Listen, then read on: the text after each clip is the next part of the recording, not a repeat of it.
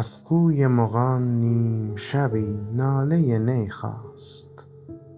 زاهد به خرابات مغان آمد و می خواست.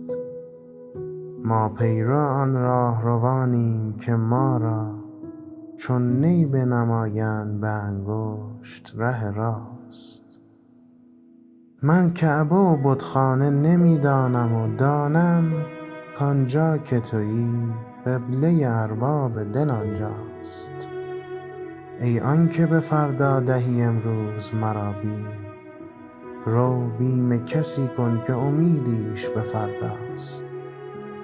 خواهیم که بر دیده ما بگذرد آن سرو، تا خلق بدانند که او بر طرف ماست. بنشست غمت در دل من تنگ و ندانم، با ما چنین تنگ نشینی ز کجا خاست.